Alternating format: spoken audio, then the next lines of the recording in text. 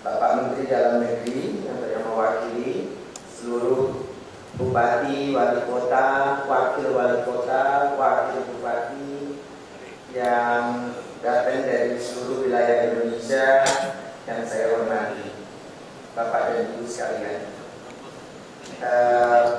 Sebetulnya presentasi ini sudah beberapa kali ditayangkan dan saya yakin di Rakornas kemarin di Februari Bapak-bapak semua sudah lihat.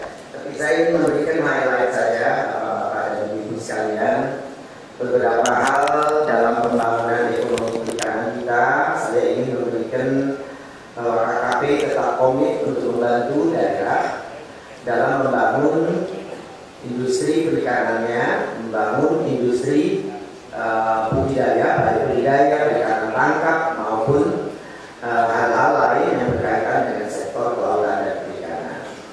Perlu Bapak-bapak dan Ibu ketahui saat sekarang data dari BPS yang kita dapat, polisi yang kita lakukan itu betul-betul sudah membantu terutama di perikanan tangkap. Itu stok ikan Indonesia dari perhitungan biomas yang ada dan juga dari cek kajiskan Komisi Pengkajian Ikan Nasional Badan Independen, itu awal pemerintahan Pak Jokowi itu hanya sekitar 6,5 juta ton. Sekarang tahun 2015 naik menjadi 7,1 juta ton. Kemudian tahun 2015 itu kemarin terhitung 2015 menjadi 9,9 juta ton. Dan tahun 2016 kemarin ini akan dirilis oleh Kajiskan sebentar lagi, itu sudah menjadi 12 juta ton lebih Pak. Tapi saya belum berani angkanya, tapi yang pasti di atas 12 juta ton. Jadi dalam 2 tahun ini Indonesia mampu mengembalikan stok ikan yang diperbolehkan untuk ditangkap secara berkelanjutan itu naik hampir 100%-nya. Sementara dari tahun 2004 sampai 2014 stok ikan Indonesia turun dari 15.750 ton menjadi tinggal hanya 6,5 juta ton saja. Jadi dalam 10 tahun dekade yang lalu itu stok ikan turun drastis sekali. Jumlah rumah tangga nelayan juga turun hampir separuhnya. Di periode yang sama anak-anak Indonesia juga 1 dari 3 anak Indonesia itu juga stunting tubuhnya, kuntet. Ini semua kalau kita bilang tidak ada kaitannya, jelas ada kaitannya. Hanya kadang-kadang banyak hal yang terjadi di laut kita semua tidak ada yang tahu Pak. Selama ini gelap, baru sekarang mulai terbuka, transparan, dan saya harapkan pemerintah daerah segera melakukan hal-hal untuk menunjang pemberdayaan, penguatan daripada kemampuan para nelayan Indonesia untuk menangkap ikan. Terutama nelayan-nelayan pinggir, nelayan-nelayan kecil, karena itu adalah pilar utama daripada masyarakat di tempat bapak-bapak dan ibu-ibu semua. Kalau ini kita kuatkan, nilai tukar nelayan juga sekarang sudah meningkat jauh dari 104 menjadi 110. Kemudian nilai tukar usaha perikanan yang tadinya hanya 100 sekarang sudah 120. Jadi usaha bidang perikanan tangkap ini sekarang sangat menguntungkan. Hanya memang ada kendala di budidaya, yaitu indeks tukar daripada para petani budidaya itu sulit sekali meningkat karena ketergantungan akan terhadap pakan buatan daripada pabrik. Jadi karena harga pakan yang begitu mahal, mereka itu seperti terjatuhkan keuntungannya, tidak pernah bisa geser karena habis untuk beli pakan. Jadi kalau Bapak dan Ibu menginginkan untuk memberdayakan budidaya, harus mengusahakan budidaya itu disertai dengan usaha pakan mandirinya. Karena kalau pakannya bergantung dengan konflik, itu akan sama seperti ayam, sama seperti budidaya lainnya yang Jadi saya anjurkan budidayanya pun harus budidaya yang base kepada kemandirian di bidang pangannya. Jadi satu hal kita bisa lihat dari tahun ke tahun 2014 juga, kalau kita lihat tahun sebelumnya, budidaya itu sulit sekali bergeser. Karena ya setiap kali harganya naik jualnya, harga pakannya pun naik. Atau harga pakannya sudah naik, harga ikannya belum naik. Ini yang menjadi kendala. Jadi membangun industri pakan sendiri itu semestinya menjadi salah satu potensi yang harus di-highlight oleh bapak-bapak semua. Kemudian perlu Bapak dan Ibu ketahui, peningkatan daripada konsumsi makan ikan dalam 2 tahun pemerintahan Jokowi juga naik luar biasa. Dari tadinya 36 kilo, tahun 2015 naik menjadi 41 kilo, tahun 2016 naik menjadi 43 kilo. Di situ ada kenaikan 7 kilo. Kita harapkan walaupun memang pemerataannya belum merata, di Jawa tetap masih di bawah 15-16 kilo. Orang Jawa lebih suka makan iwaknya, iwak pete, iwak tempe, iwak tahu, itu persoalan. Tapi dari peningkatan itu, kalau rata-rata manusia Indonesia itu 250 juta, berarti kita sudah tidak harus belajar sejumlah 1.750 ton. Kalau dihitung 1.750 ton itu dikalikan $1 saja, itu sudah 1,75 miliar dolar. Kalau dihitung harga ikannya 13.000. Tentu saja itu ada ikan mujair hasil budidaya, ada ikan lele hasil budidaya, tetapi kebanyakan dari yang ada itu adalah hasil ikan hasil tangkapan laut lepas, laut bebas dari masyarakat nelayan. Dan tangkapan ini sudah makin tahu makin kelihatan. Kita bisa lihat dari jumlah kapal yang ada dengan dilarangnya kapal-kapal ekstasi beroperasi, maka jumlah kapal dalam negeri yang bergerak sekarang mulai berangkat melaut kembali juga lebih banyak, tetapi dibandingkan jumlah kapal dulu sedikit berkurang, akan tetapi tangkapannya itu naik luar biasa. Jadi kapalnya berkurang, bisa lihat di sini dari 2015 kapalnya berkurang, tapi tangkapannya tetap sama. Itulah kenapa nilai tukar usaha perikanan tangkap itu lebih menguntungkan sekarang, karena hasilnya lebih banyak. Bisa dilihat di sini nilai tukar daripada usaha perikanan nelayan ini sangat tinggi. Dan dibanding PDB sektor lainnya, sektor perikanan ini sudah tumbuh 50% di atas PDB nasional. Untuk pertama kali dalam sejarah Republik ini, PDB perikanan itu di atas PDB nasional. Karena PDB nasional turun, PDB perikanan justru naik. Lain dari itu, perikanan juga sebagai komoditi dalam hal harga juga itu berkontribusi kepada deflasi. Kenapa demikian? Karena harga ikan, produk ikan turun. Nah, dalam turun ini berarti membantu menyeimbangkan pada saat komoditi lainnya itu bertengger dengan dicabutnya subsidi dan lain sebagainya, itu menurun, menimbulkan bukan menurun, harga menjadi naik, dan itu berkontribusi kepada inflasi. Tapi perikanan justru tidak. Jadi dari parameter semua sebetulnya polisi pembangunan perikanan kita ini sudah menuju ke arah yang benar. Tinggal perbaikan sana sini. Saya tahu banyak fasilitas perikanan yang tidak layak atau masih harus ditingkatkan. Salah satu adalah kita ingin menuju kepada legal reported regulated fishing, karena dunia menuju ke sana.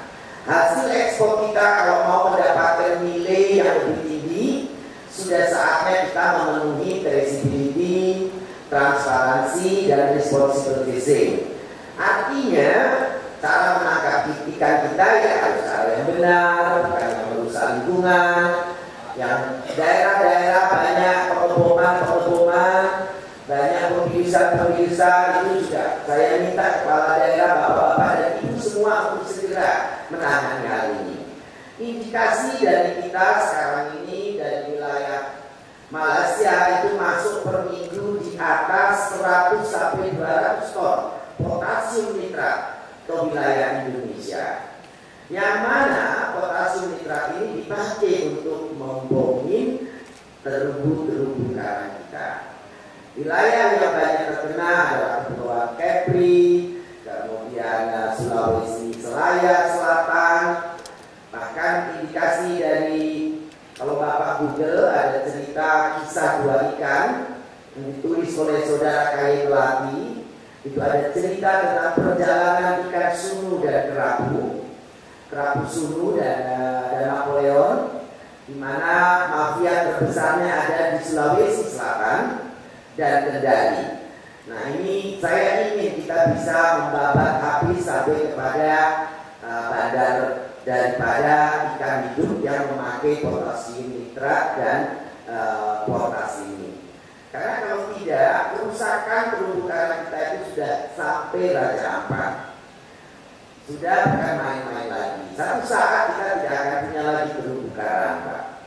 Di Lembata, di NTT, perjalanannya daripada potasium ini ada yang masuk lewat Kangean, ada yang masuk lewat Pulau Buru di Kepulauan Kepri, Jambi, kemudian masuk ke atas sampai ke Raja Ampat, Kendari, Muna, kemudian ke Pulau Seram sampai ke Raja Ampat. Yang selatan masuknya lewat Kangean, Lombok, Bali, turun. Kemarin kita baru tangkap 50 ton satu kapal di Bali.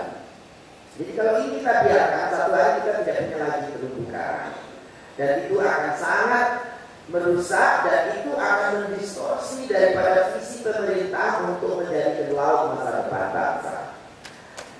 Itu luar biasa pada kerugian kita. Karena kalau kita lihat dari yang dimakan saja 1 ton 750 peningkatan konsumsi ikan, kalau dinilai 10.000 perak itu adalah 175 triliun, Pak. Dan itu kita tidak usah beli. Taruh nanti 20%-nya dari budidaya, berarti 100 triliun itu adalah industri, dari para penangkap ikan sampai para pedagang sampai kepada rumah makan dan lain sebagainya. Nah, kalau ini kita bisa mensubstitusi, saya beriklan, bapak-bapak juga bisa ikut sekarang di daerah. Saya tadinya bikin iklan juga sedikit kesel-kesel, dan iklannya yang tentu bagus karena ikan itu mengandung omega dan lain-lain, ini sudah direkam. Kemudian wartawan bilang, rekam lagi si fotografer ini. Satu kali lagi sudah tidak mau saya. Ya sudah, sedikit saja ya, kita makan ikan tenggelamkan. Rupanya ini jadi viral. Di Jakarta sekarang ikan susah, karena habis. Semua orang makan ikan, karena takut ditenggelamkan. Jadi bapak dan ibu tidak bisa pakai itu, bapak jangan tidak makan ikan tenggelamkan. Rupanya betul-betul di antusiasnya luar biasa daripada para masyarakat. Ikan patin, ikan lele, penjualan langsung meningkat drastis sekali. Ya untuk saya tidak apa-apa. Walaupun itu sebetulnya bukan niatnya saya beriklan seperti itu, tapi rupanya yang direspon justru iklan ujungnya itu. Jadi bapak pakai ya kita tingkat makan ikan, sumber daya manusia kita nanti bisa baik.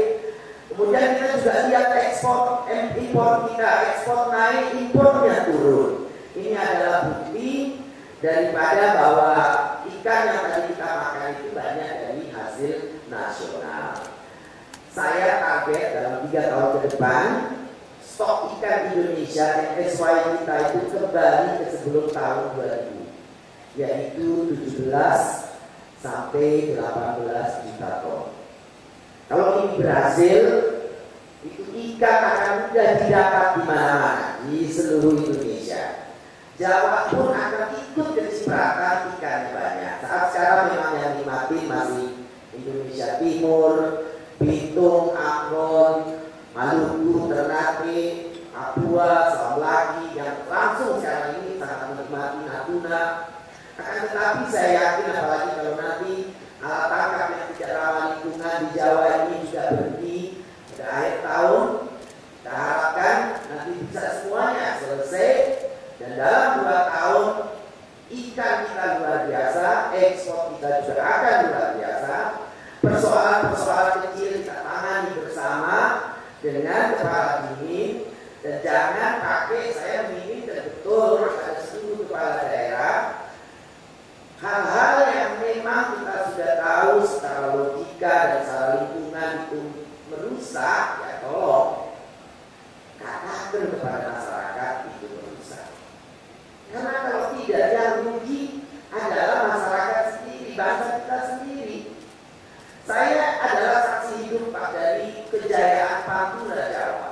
Pada saat udah musim barat satu malam ratusan ton, bawa putih 1 kilo 600.000, 500.000, puluhan ton, kerapu kakak merah, sampai akhirnya habis dan tinggal ikan mata goyang dan gumira yang harganya 5.000 perak. Kalau itu alat tangkap berganti, dapatnya kerapu kakak merah, kita kasih WPP Indonesia Timur, Halmahera, kita kasih Natuna. Mereka yang pakai internet sekarang setiap pulang dari Arafuru itu kapal-kapal Pantura yang sudah berganti alat tangkap tidak kurang dari 2,5 miliar rupiah, Pak. Hanya 2 bulan saja. Itu kapal-kapal besar sekarang bentuknya luar biasa. Bukan dilarang sama sekali tidak tangkap, hanya berganti saja. Tapi kadang-kadang banyak politisi masuk, tidak mengerti persoalan, dipolitisasi hal seperti ini, ya akhirnya seluruh masyarakat sendiri. Nanti satu WPP itu dalam pembagian WPP itu ada kapasitas maksimum. Satu WPP misalnya di Arafuru hanya bisa 2.000 kapal, kan kita tidak mungkin taruh ke sana 4.000 kapal. Akhirnya yang belum beralih alat tangkap ketinggalan. Tidak bisa lagi saya kasih WPP di timur misalnya. Kan rugi sendiri. Jadi saya ini kepala daerah, Pak Ganjar sebetulnya sangat mengerti dengan hal ini, tetapi juga tidak mudah kalau banyak politisi lainnya memprovokasi. Bapak dan Ibu semua, KKP ini sangat transparan, Pak. Kita ada Twitter, @susi_pujiastuti. Bapak bisa komunikasi dengan saya lewat nomor HP, nomor WA, Twitter, email memang hanya sekedar saya baca. Tapi kalau tweet, WA, message semua Bapak bisa akses. Dirjen kita juga semua ada nomor HP-nya. Kalau Bapak tidak dibalas, tolong ya saya taruh di situ, di-upload lagi supaya nanti mereka juga tahu bahwa mereka harus membalas. Transparansi kita mulai di mana-mana. Bapak bisa lihat DJPT baru ini adalah Dirjen Perikanan Tangkap. Itu mencatat dari semua TPI penangkapan ikan yang masuk ke TPI. Saya juga ingin Pemda mengencourage kembali pengadaan TPI. Contoh di Pangandaran di kampung saya, dari dulu TPI itu selalu hidup. Dan itu membantu nelayan untuk mendapatkan harga yang baik. Pemda juga dapat income karena yang beli kena retribusi, yang jual juga kena retribusi, plus simpanan. Yang ketiga, semua tangkapan tercatat. Kalau ini bisa, itu Pangandaran desa kecil, bukan kabupaten yang Pangandaran yang kecamatan saja. Itu 1 tahun 150 miliar omset KUB-nya. Setiap tahun berceprit mereka juga bisa memberikan, jadi ditata kembali. Pak, kalau tidak, kasihan pengusaha-pengusaha atau nelayan-nelayan untuk mendapatkan akses terhadap maksimum nilai ekonomi dari hasil tangkapan mereka. Mereka terkena mata rantai tengkulak, penghijau, dan lain sebagainya. Dan departemen kami sekarang sudah punya BLU untuk menyalurkan pinjaman modal pada KUB-KUB.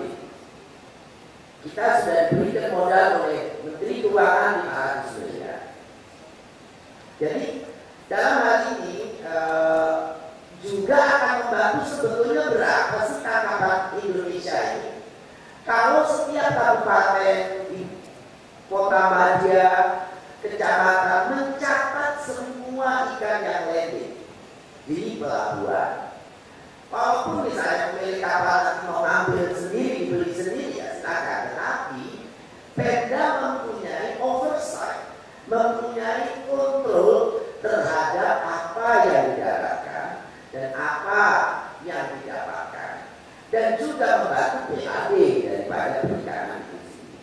Karena kalau tidak, nanti kontribusi terhadap PAD juga tetap kecil. Dan ini banyak. Saya mencatat minimal 40-60% itu hasil tangkapan Indonesia itu tidak tercatat. Banyak yang langsung dijual di tengah laut.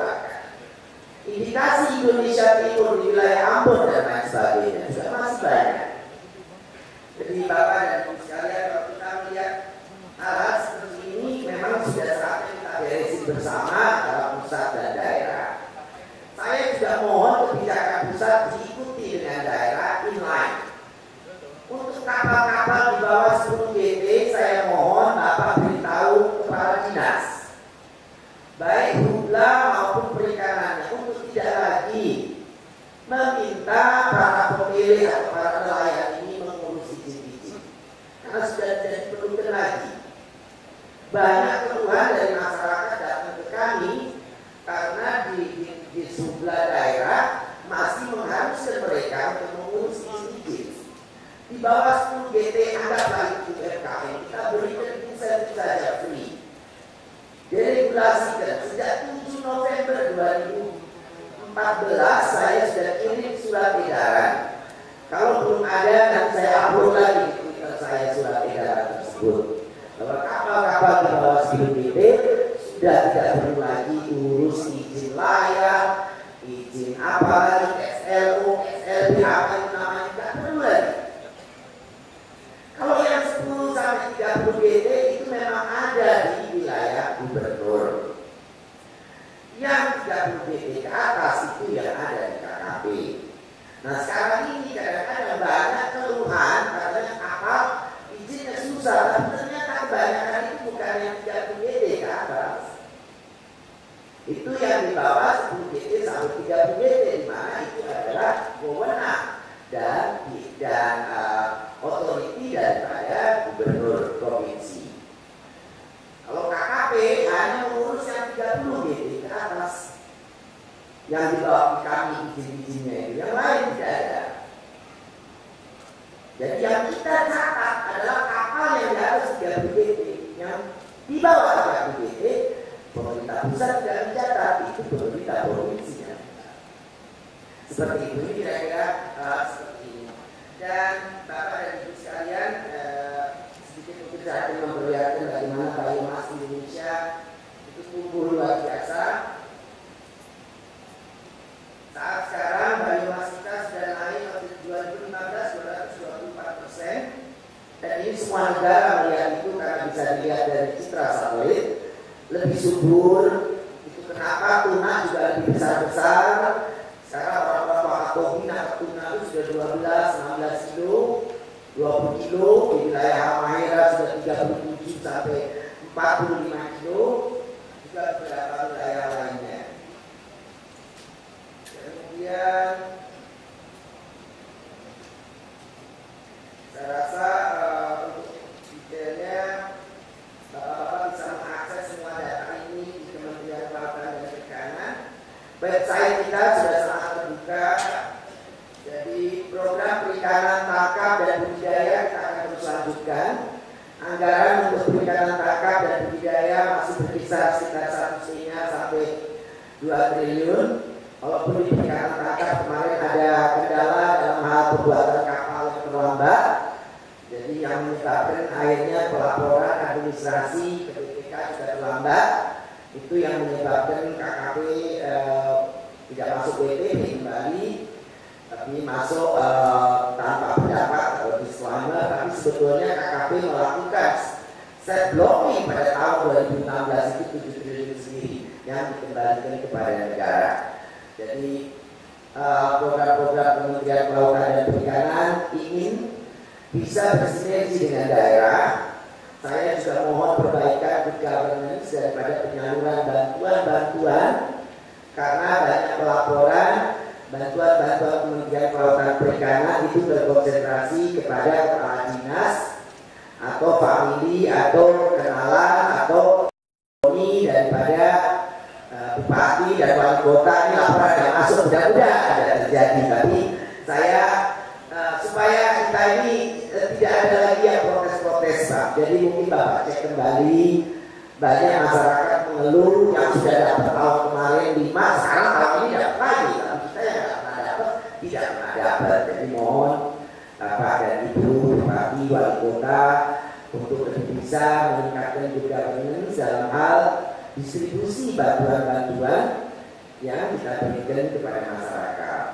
Yang kedua juga untuk semua nelayan sudah kita asuransikan. Jadi kalau ada nelayan yang meninggal di laut itu laporkan ke kami. Itu ada asuransi cover 200 juta kalau meninggal di laut. Cacat tetap dapat 100 juta. Kemudian ada biaya pengobatan 20 juta. Kemudian kalau mati, kecelakaan atau sakit di darat dapat 160 juta. Dan itu tidak ada pungutan biaya apapun. Tapi bukan ABK kapal Pak.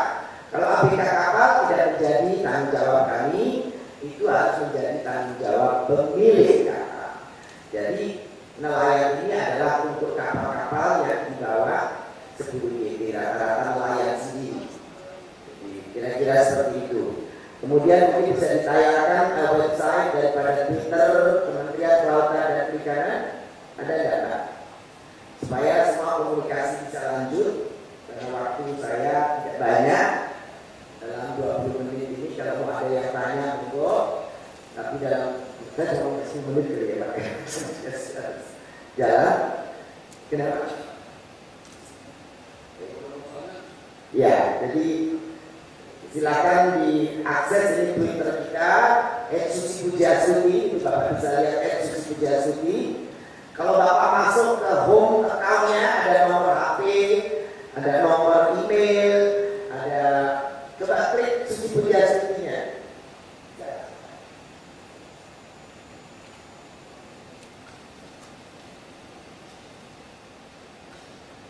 Di situ ada semua, tidak dijawab tidak dijawab 1 jam, tapi ini dalam 1 hari pasti ada jawaban. Kita semua sudah open, jadi monggo. Kemudian kalau Bapak dan Ibu punya prioritas andalan apa, yang jelas kapal asing tidak bisa beroperasi di Indonesia, itu sudah ada perpresnya. Jadi jangan datang ke saya minta izin untuk kapal dari Cina, dari Thailand mau nangkep ikan di Indonesia, pasti tidak boleh Pak. Atau nelayan asing mau nangkep ikan, pasti tidak boleh Pak. Itu aja. Itu Pak Jokowi sudah komit dengan mengeluarkan Perpres nomor 44 tahun 2016. Jadi saya berharap ini menjadi insentif besar untuk bangsa Indonesia. Itu yang saya pikir sangat penting, dan jangan sampai MSY kita turun lagi. Perlu Bapak-Bapak ketahui kalau kita bicara Pursain, kapal-kapal yang ada di Ambon, di Maluku yang sekarang ini itu pada di Papua sana yang mungkin kelihatan di rantai, diikat, ada 5, 10, itu ukurannya sudah besar sekali, 200-300 GT, itu jalannya rata-rata 200 km Pak. Kalau Bapak bilang tidak apa-apa, boleh coba Pak, 200 km. Bahkan ada yang 300 km. Jadi dari Maluku Utara sampai Maluku Selatan 5 kapal berderet selesai Pak. Bapak mau izinkan long line besar, kalau Bapak mau tahu long line yang gede-gede itu panjang long line pancingnya berapa? 150 km. Mata pancingnya pun 10 ribuan. Jadi kalau kenapa dibilang saya ini stubborn, saya keras kepala, saya kekeh, saya apa? Karena saya tahu Pak. Itu kan. Dan saya pikir kemenangan yang harus disyukuri, sumber daya perikanan ini hanya menjadi satu-satunya sumber daya alam yang diperuntukkan untuk bangsa Indonesia. Yang lain semua sudah asing boleh masuk Pak. Satu-satunya hanya ikan Pak. Pertanian sudah tidak, asing sudah boleh memiliki. Tambang apalagi, tinggal ikan saja. Dan ini Perpres setiap minggu itu ada yang bahas saat di seminar di Jakarta. Dibahas apa? Dibahas untuk revisi.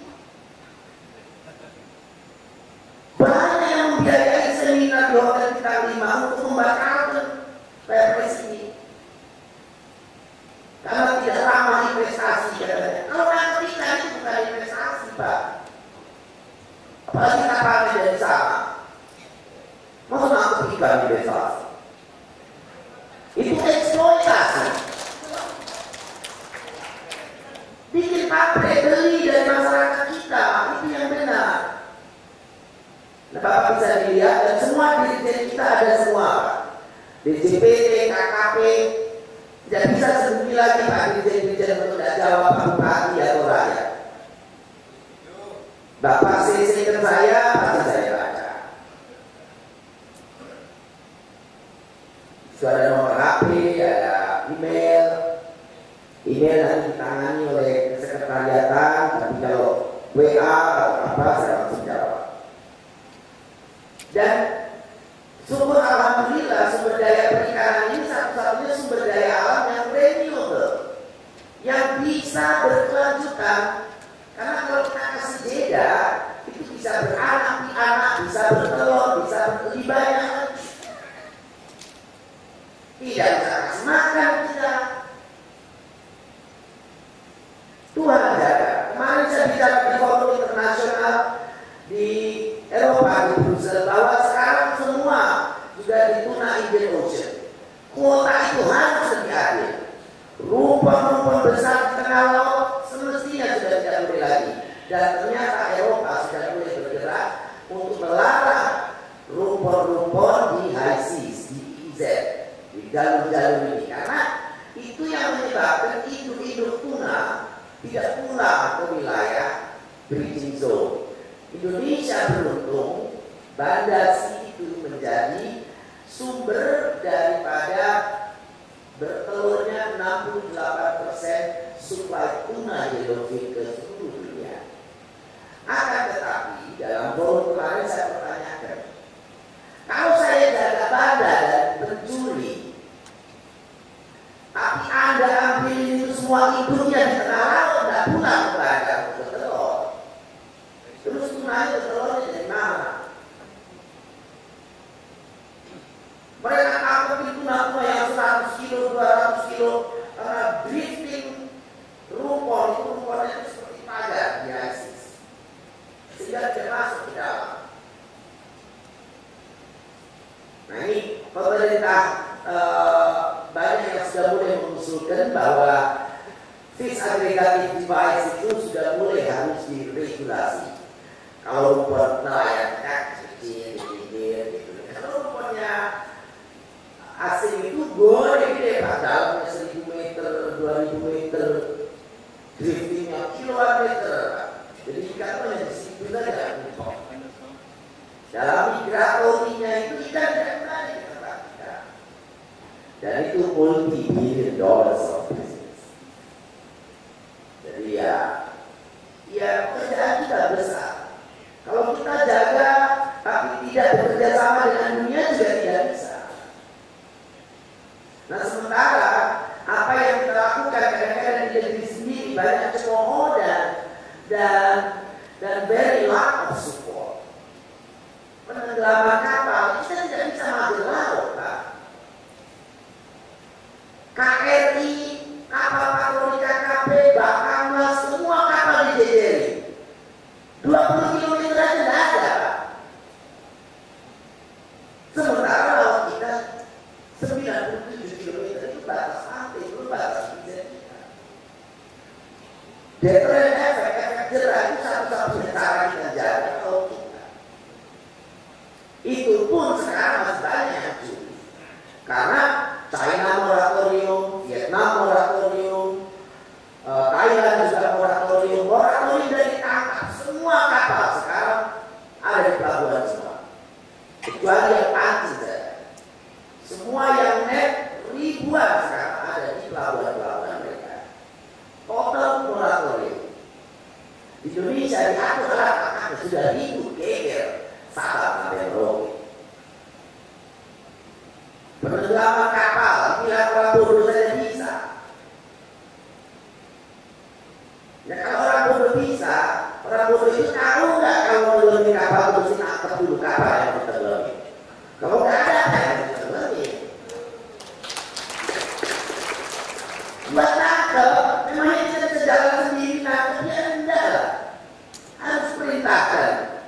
Intelijen, Angkatan Laut. Mereka panglima armada yang untuk gerakan kapal itu armada barat atau armada timur bintangnya 2. Bisa orang bodoh dulu ke jenderal bintang 2? Tidak kok. Orang bodohnya jadi menteri dulu Pak. Baru bisa itu ke jenderal bintang 2. Yang untuk jadi menteri ya harus pinter dong. Kalau dapat presiden angkat itu menteri.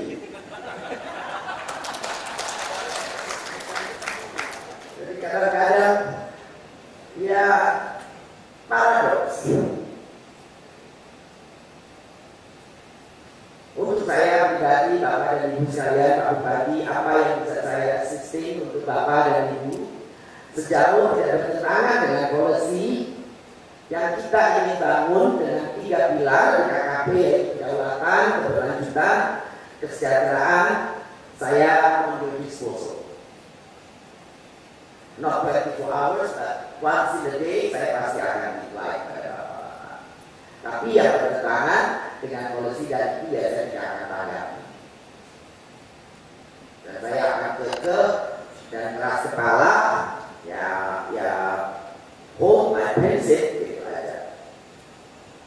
Karena saya ingin dalam waktu yang pendek ini meninggalkan sesuatu untuk bangsa ini, Pak. Kalau dignity, what do you have? Ya, at least a name is left. Itu saja. Kalau jabatan kan, jabatan politik Pak, tomorrow can be finished, replaced, reshuffle. Tapi nama bahwa saya telah menggariskan sebuah policy, bahwa anak cucu saya telah mencatat dalam 2 tahun saya naikkan MSY ikan Indonesia dari 6,5 juta ton jadi 12 juta ton. Dan itu terhitung, tercatat, terdata dan saintifik, bukan data yang saya bikin-bikin. PDB perikanan sudah tercatat. Sama, dunia sudah mencatat bagaimana PDB perikanannya Thailand dari plus 15 dalam 1 tahun turun menjadi minus 3,5. Itu sudah tercatat oleh dunia dan dicatat oleh masyarakat Thailand. Itulah yang saya punya. Saya senang Pak Gubernur Gorontalo bicara bahwa sekarang ikan tuna di Teluk Tomini besar-besar. Dulu tidak ada. Pangandaran pun yang 15 tahun sudah berceklek, nggak pernah lihat ikan. Sekarang teri ikan teri ada. Ikan besar mulai masuk, udang juga mulai ada kembali. Dan insya Allah semua akan merata seperti itu. Tapi tentu saja alat tangkapnya, kalau yang tidak ramah lingkungannya harus diganti, bukan diberhentikan. Demikian, terima kasih.